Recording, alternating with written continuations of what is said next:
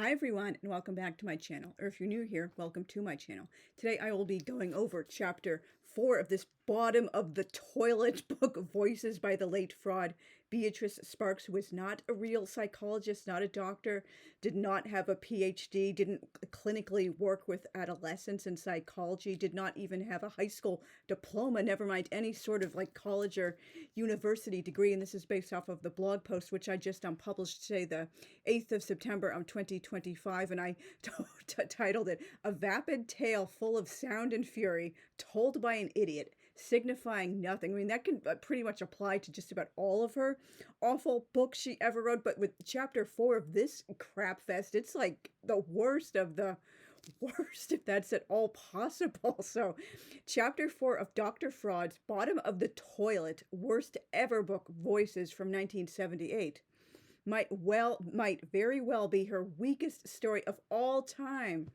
Jane, The Price of Peer Pressure, is all of 16 pages long compared to the previous 79, 77, and 25. I'll get to that more in detail when I do like the future wrap-up video, general things wrong with everything.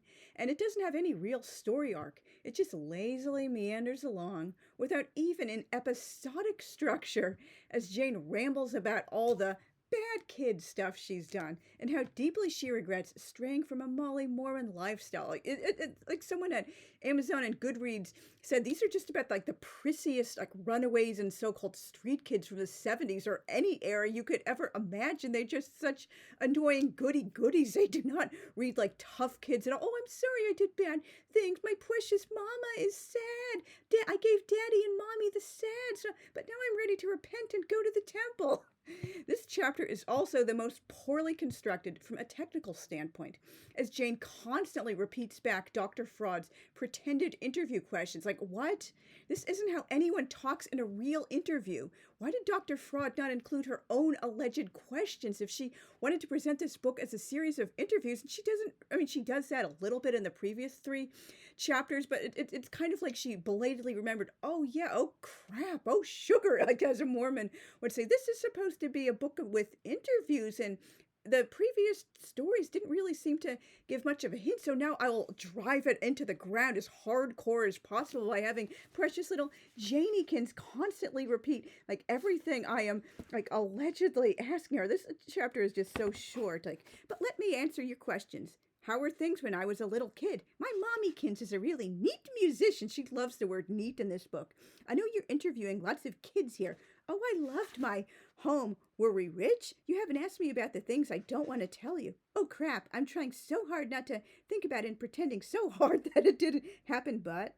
well, I guess I was just a weak, rebellious smartass, like said every teen ever, who, like every other kid in the world that gets into trouble, thought it couldn't happen to me. I grew up as a good member of the Church of Blank. You know, she's talking about Mormonism. Sometimes I suspect it all started. I never did like school. Did I ever talk much to my parents about school? Well, we started experimenting with dope, build up to the dances. I don't remember exactly when I got sucked into sex, like no pun intended, talking about like the drug questions. I had a cast iron stomach. I'm trying hard to be straight. Now she's talking about like, you know, straight edge, not like straight heterosexual. Like, did I ever feel guilty? I hate that apartment now. Do I think my friends had anything to do with my problems? And I'm talking about the whole, like, you know, teenagers do not have this level of self-reflection, particularly when they're talking about stuff that's like pretty much going on like right in the moment they're living through it. It's like they're talking like someone who's like 40 years old, whatever, like several decades detached from their, you know, teenage rebellious phase. Like, okay, now I can like maturely reflect on what I did, and this is why I thought I was doing it, like, but nope, I'm all of 18 and I already realized, oh, I was just being a smartass rebellious kid trying to strike out at mommy and daddy for telling me to go to the temple. Like, this is just so beyond like freaking like stupid. So anyway, Jane says Mama and Dada are sending her to a youth conference to try to straighten her out, then immediately jumps back to gassing on about how she grew up with a supposedly perfect family in an ideal home. She's the only one of the four characters in this book who has married parents. All the rest are divorced, which of course that's blamed for the root of all of their like sins and wickedness and evil and becoming disordered and dysfunctional. Dr. Fraud blanks out the name of her church, where she was taught a rigid list of do's and don'ts from very early childhood. I wonder what particular denomination that really sounds like. I mean, of course, like any strict conservative like, fundamentalist church could like do that, and they do. But like, particularly when it comes to Mormonism, that's the general rule instead of the exception. Like, they don't really have progressive Mormon churches. While all of Dr. Fraud's characters are obvious unwritten Mormons, even the ones that are allegedly Catholic, she slips in even more overt clues than usual in this chapter. If she were changing identifying information, why blank out the name of a denomination instead of making it something different? Like, for example, like Jane, and of course she was not real, but like, let's say, even if, she's pretending Jane was real, so, Jane was like an Episcopalian, but, I don't want too much identifying info to get out, so I'm going to like pretend she's like Greek Orthodox or like a Methodist or a Unitarian or something, not the Church of blank. Like, seriously. And how many churches besides Mormonism have the official name, the Church of Denomination, instead of the Denomination Church? And seriously, how many non-Mormons, and if we're being honest, possibly a lot of like Mormons as well, like how many of them constantly call it the Church of Jesus Christ of Latter-day Saints instead of just Mormonism? It's like shorter and to the frickin' point. When she was about 9, Jane went to a talent show and burst out laughing at a girl's bad singing. She was trying to do opera. What kid wouldn't laugh at that? Mommy and Daddy shamed and berated her. Oh, they're so modern. Punched her with their elbows and said she was inexcusably rude. Yeah, that's how you raise kids in the modern era. They clearly didn't keep up with modern child rearing practice. Like, you're never supposed to like shame a child and say you were bad, you were rude. You speak to them where they are. I mean, of course you can't really like reason with them, but you like speak to them in a way they can understand. It makes sense to them. You don't just say, oh, you were rude, you were wrong, I'm going to turn you over the knee and paddle you 1,000 times. Oh, now you'll like be snapped into line because you're afraid of punishment and being shamed and humiliated if you do something you think is wrong or that I disapprove of. Like many other harshly disciplined children, Jane too believes she was a bad kid who deserved it, and that her attitude started then, again with the like ridiculous levels of self-reflection worthy of like a 50-year-old instead of like a 17, 18-year-old. Jane never liked school and only had a few teachers she liked.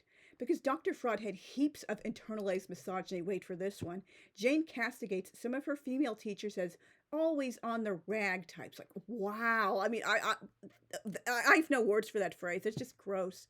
This grotesque, self-hating phrase is used multiple times throughout the book. Like, oh, mommy is like on the rag now. She's acting like she's on the rag. I mean, who even says that about like being on your period? Like, regardless of using it as a sexist, misogynistic stereotype of, oh, women are angry when they're menstruating. Like, who says on the rag for any reason? That like phrase is like down in the toilet. It's so archaic. Jane liked a junior high art teacher until she discovered he was gay. Oh no, oh no, oh no, I'm a good Mormon. And homophobically claims that's the reason he was so sweet. Oh boy, the homophobia just drips off the pages of this book. Dr. Fraud heaps in more homophobia by repeating the offensive slander about gay people being predators who prey on children. Poor Janekins is just terrified her buddy Donnie will be essayed by the teacher because he's too good to Donnie. I have no words. I'm glad this garbage was called out for its repulsive homophobia in the few critical reviews it garnered. I'm glad they ripped this new one. She thought, oh, people are gonna smile. Yeah, that's totally right, Beatrice. Gay teachers are there's an epidemic. They're totally grooming everyone. They should just get back in the closet or sign up for conversion therapy. Instead, they said, this is like homophobia. It's damaging. It's not cool to act like this towards gay people anymore. And this is 1978. Do you realize what it took for people in that era to say homophobia isn't cool when it was nothing like the social acceptance it was today? Seriously. Jane starts using drugs in junior high, which in Dr. Fraud world seems to be grades 7 through 9, 7 through 10 or 8 through 10. She gives so many different age ranges for junior high in her books, and they're like at least 3 years long. Everyone is constantly stoned at school. She loved the hyperbole. Even at dances. Well, teachers care less. That's a running theme throughout all four of these stories. Like, oh, the teachers, they just like are getting stoned themselves or looking at dirty magazines or they're reading romance novels or whatever, or zoning out. They're leaving the classroom and the kids are just acting out and practically having sex in the classroom and doing drugs and drinking and smoking, and the teachers just don't care, and that's why kids these days are bad. As a lead up to the so-called pornographic dances, which in the most detail I could get out of this is like boys with a certain physical state, they're like rubbing against the girls, like she acts like pornographic. To me that would suggest they're acting out like strip club type of moves or something on the dance floor. And so anyway, as a lead up to these so-called porny dances, students read dirty magazines at school, and the lawn at lunchtime is a real ogling orgy. Like, where are these kids getting these like Playboy and Hustler and Penthouse from? That raises a lot of disturbing questions. Mommy and Daddy start worrying about Janie's dirty mouth during this time. Like she's another character in this book bragging, oh, I had never said anything worse than hell or damn before, even when I slammed my fingers in the car door. And oh, Mommy and Daddy were so concerned I'm using F-bombs now. Oh no, like most teens, they experiment with cursing. I have always fully acknowledged I'm like beyond rare for never saying the F word in my life or even writing it out longhand, and I do not think that makes me morally superior to anyone. It just means I'm genuinely like not comfortable like saying or writing out that word. I mean, although I do type it out many times now in blog posts and stuff, but I do not like use it when I am speaking. Janie starts going with a bunch of sleazes her first year of high school, which Dr. Fraud anachronistically calls senior high, since she had no clue how modern education is structured. Like seriously, by the 1970s, and even in many places before that, you had junior high, like grades 7 through 8, and you had high school grades 9 through 12, or sometimes, I do know it did take a while for many places to get the junior high, or what we now call middle school system going. So elementary school was kindergarten or first grade through 8th grade, and then you immediately went into like high school. But she seems to be operating under the assumption like, oh, there's a junior high that lasts through like 7 through 9 or 7 through 10 or 8 through 10. And she's just like totally out of touch. And so little do Mommy and Daddy suspect these purported Molly Mormons and Peter priesthoods are anything but away from the prying eyes of adults. And she's constantly talking like, oh, sleazes are a distinct social teenage cast. Like this is the first I'm hearing about it. Laughably, Jane says her high school dances weren't as pornographic as the junior high ones. Like seriously, you would expect it to be reversed. But to a Molly Mormon, anything not 100% G-rated is vulgar, sleazy, pornographic, filthy, dirty, gross. And notice how she never gives details in any of her books about what exactly she means when she says, oh, half the kids at school can't say a sentence without half of it being like dirty or sexy. And oh, they were saying filthy things to BJ, my chauffeur, back and forth to community college, like knowing her could be just saying like, hey, sexy, nice butt, or something like that. By that point, the kids are starting to do sexual things in different places away from the eyes of adults. Jane becomes an instant, insatiable horn dog. Yeah, that really happens. From the very first time she has sex. I will get to that in more detail in the wrap-up video of general issues. And likewise, can't get enough drugs after that first experience. Wow, drawing back on Go Ask Alice. Mommy and Daddy start bawling and praying for their precious Janiekins to turn back into a good little Molly Mormon, though they don't know the true extent of what she's really doing. They just realize, oh, she's acting a little bit differently now, but we're like the cardboard cutout, cartoonish, hyperbolic parents and all the other chapters in this book. We don't realize red flags are going on right before our eyes. We just think, oh, our kids have changed and they're like upset about something, but we can't have any way of knowing they're really having sex and doing drugs. Jane gets a bunch of Go Ask Alice type anti-drug propaganda in school, like the claim that drugs damage chromosomes and do brain damage, and so starts drinking instead, or at least for the moment she later goes back on the dope. She becomes more and more of a sex addict, even while drunk. Like, seriously, like being like drunk and alcohol in general kind of like lowers your like sex drive. Like, if you're a man, you can't get it up. If you're a woman, you're like just not in the mood. And like just being drunk in general, like sex should be the last thing on your mind. Like, how the hell did this crap get published? Like, seriously. Jane is hit hard by unwritten Mormon guilt when reminiscing on her wicked past, and feels talking to a shrink or bishop, oh, nice language, would have helped her. Yet another clue of her religious identity. I mean, seriously, besides like Mormons or what a Christian denomination calls their primary clergy a bishop. I mean, like if she were supposed to be a Catholic or like Orthodox Christian, like you don't just like drop on over to talk with the bishop like out of the blue. You usually need like a special like appointment, and you generally have to be like an important person, like you're running for president or something, or you're a bigwig in the town or president of the church or something like that. You don't just, oh, I'll stop and see the bishop. That's more like something a Mormon does, because a bishop is like, you know, like a minister or a pastor or a priest to them.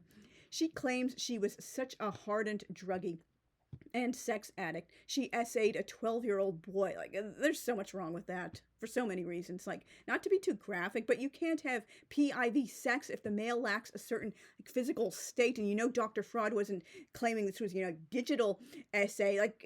So, like, technically speaking, I mean, with the body parts involved, I'm not trying to be too graphic or gross, but like, that's why many laws recognize like only males can commit like SA, females cannot commit, you know, that kind. They do like, you know, statutory SA, like, you know, you hear like the Mary Kay Tourneau types, like teachers taking advantage, or like babysitters like preying on their like teenage sitting charges. But like the kind of, you know, like the violent assault type, like females are like physically incapable of doing that. If we're talking about the PIV thing, like no matter what MRAs and their like self-hating handmaidens have convinced themselves of. So anyway, Jane also slept with a boy her age and his dad as a party, or as Dr. Fraud writes it, his capital D dad, because apparently no one ever taught her words for parents or grandparents are only capitalized if they're used as proper nouns. I'm going to get to that in the future wrap-up general issues video. Like every single time through this book, it made my eyes twitch. Like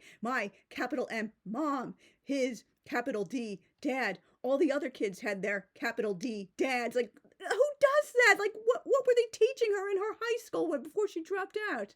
Another time, she and her buddy Joni had a gangbang between two vans at a drive-in to see who could screw the most guys in an hour. She was just having so much fun being as over-the-top as possible. Like, you know she was. It's kind of like channeling, I guess, all the things she was unable to do or afraid to do as a good Molly Mormon. Jane screws neighbor boy Terry on every bed in the house while Mommy and Daddy are away, then is hit hard by Mormon guilt and feels she desecrated a holy place. Oh no, my precious, darling Mama and Dada, I profaned their darling holy bed. She kneels down to pray, bawling, but she feels like she's praying more to the mattress. But this guilt doesn't last for long. Soon she's sexing and partying it up at a super rich family's pied-à-terre. Every time they're in New York, which is almost always, and at this point she says they're like living in Southern California.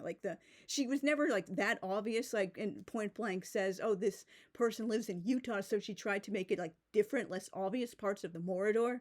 Daddykins now hates that apartment. Again, I'm so mature. Like, as a teen, I have so much self-reflection worthy of a 50-year-old. And because that apartment is where she and lots of the kids got lured into degeneracy. Again, and who was using that word like as a teenager in the 70s? When blaming dirty magazines for kids these days being so sexual, she utters the offensive, ridiculous line, get ready for this one. Even the most frigid of old maids, especially if she'd had enough vodka mixed with Coke, would get turned on. Wow, there's so much to unpack there. 1, nice internalized misogyny, and 2, way to assume unmarried women have no sexual feelings, and 3, who in the 1970s, particularly teenagers, was still calling unmarried women old maids. I call myself a spinster because, I'm unmarried past a certain age, although I haven't like entirely given up hope I will eventually find a husband. But, that's like a term I have reappropriated for myself. And, historically, spinster wasn't like always used to refer like only to an unmarried women. It has like a very like positive, empowering, like feminist like history before it got twisted into, oh, it's the worst, horrible, saddest crime, like, oh, the worst fate ever if you're unmarried. But like old maid, that's just plain up, like sexist and misogyny. I just cannot get over, like, she was such a self-hating woman. Dr. Fraud's anachronistic habit of constantly calling teens kids becomes downright creepy when she talks about kids looking at Hustler, Penthouse, and Playboy. And again, where did these teenagers like get these magazines? Did they steal them from the parents? Are they like stealing them from a newsstand? Are they like buying them through a fake name and having them delivered to someone else's house and intercepting the mail? Are they renting a P.O. box? Like so many unanswered questions in all of her books. And seriously, why are we supposed to believe Jane and all these other girls enjoy media intended for guys, particularly straight guys? And like, well, shouldn't have to spell it out why like these magazines, like, they're meant for guys, particularly like straight guys, even like lesbian women. That's not the kind of like thing that turns most lesbians on, particularly creepy like stuff like, Hustler, when she goes on to describe in detail, the president's wife, breast cancer, and a woman having sex with a snake and stuff like that. That's intended for like particularly kind of straight man with a paraphilia, not a normal woman. I'm totally lost for words. In a footnote, she castigates the kinky sexual devices they sell, as though only perverts use sex toys like vibrators. Like, oh no, not sex toys. You're just a kinky little pervert if you're doing anything but vanilla, missionary, lights out, under the covers, like only after marriage. Oh, you're just gross if you even have sex like with the lights on or on top of the covers or in any position but missionary. And don't ever use like a vibrator or a dildo or like a ring or anything else. Like, you can use your imagination to fill in the rest. Jane relates another story of being shamed as a child, like typical Mormon conditioning, when mommy dragged her around to every store employee because she stole 2 candy bars at age 6, making her explain to everyone what she had done. Like, wow, it's like she hadn't read Dr. Spock. Eventually, they reached the manager, who made her feel an inch high and reduced her to ugly tears. Mormon guilt is so much worse than Catholic guilt. Like, seriously, she was projecting like hardcore when it happened to Nancy. She's having Nancy say, oh, my Catholic guilt is killing me. I think because I was essayed, I committed a mortal sin, and Catholic guilt. That's the only thing I know about Catholicism. Speaking again with the voice of an ultra-conservative, out-of-touch 60-year-old Mormon, Jane claims kids will shoplift, drink, use drugs, have premarital sex, steal cars, and anything else you can think of, like a chain reaction because she was so out of touch. Once you have done one, it's inevitable you'll proceed to do all the rest of them, and she claimed to be a psychologist. She also talks about the soshes crowd and how she tried to please both the soshes and the sleazes. Were these actual, like, widely recognized social teen casts in the 70s? I've never heard of them before. This book was the first time ever in my life I encountered the word sosh and had to look it up. I thought it was pronounced sosh at first when I saw it. It's short for social, as in like socialite or social climber again. Like, who was talking about social climbers? Seriously, in the 70s, it's more something you would expect from like the 30s and 40s. Like in the 1950s, pretty much people discontinued it as society became more casual. Like, everyone tried to claim, oh, we're all middle class. We're not like trying to be rich anymore. It's all about the middle class. But so anyway, I have a hard time believing this was common 70s slang, or that like sleazes refers to a specific like group of people instead of just a general sleaze bag. Jane gets into vandalism with her buddies, but it's kind of laughable what she considers vandalism, like burning park benches, clogging toilets, oh, you rebel, you, cutting swings, the ropes on the swings, and hammering nails into slides with the sharp side up so the kids going down it will like get like really torn up. She feels sick looking at the evidence. Oh no, I have Mormon guilt attack, when mommy and daddy unsuspectingly take her there to help with like community cleanup, and mommy has to take her home. Oh yeah, you're such a prissy little rebel, Jane. Like, like, again, I don't see anything about peer pressure. The subtitle in this chapter, she like seems to want to do it. It's not, oh, I was holding out. Wasn't really sure. I didn't want to have sex or do drugs, but my friends and all the other kids at school just kept yammering on me and like making it feel like it's so cool and I'm a loser and a nerd if I don't do it. That's what peer pressure is. Not, oh, everyone else is having sex, I'm going to do it too. There's no internal conflict, but I feel Mormon guilt afterwards. Jane reiterates, you can't really go with sleazes and soshes. Like this, what 70s kid says this? Trying to be both good and bad at once, and laments how her bad reputation will stop respectable people from wanting to be friends. But not to worry, in the chapter 5 catch up 2 years later, she's married, she's engaged to a nice Peter priesthood and is looking forward to going to the temple to be sealed for all time and throughout all eternity, and with the creepy naked anointing under the sheet and the baker's cap and the fig leaf apron and the pay lay ale emotions and the secret handshakes. The chapter ends with her looking forward to the Mormon Youth Conference.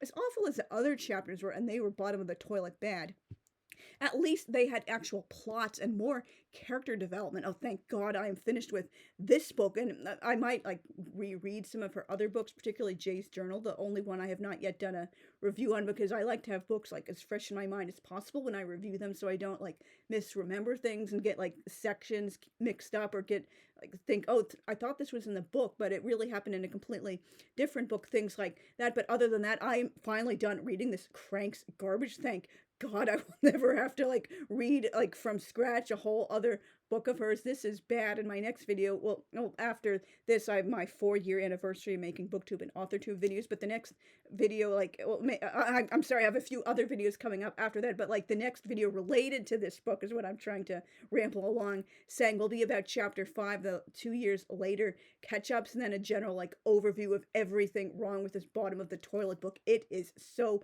freaking bad. So thanks very much for watching all the way through to the end. Let me know down in the comments if you ever read this garbage book or anything else by Dr. Fraud. What do you think of literary fraud in general? So thanks again for watching. I'll see you soon. Bye.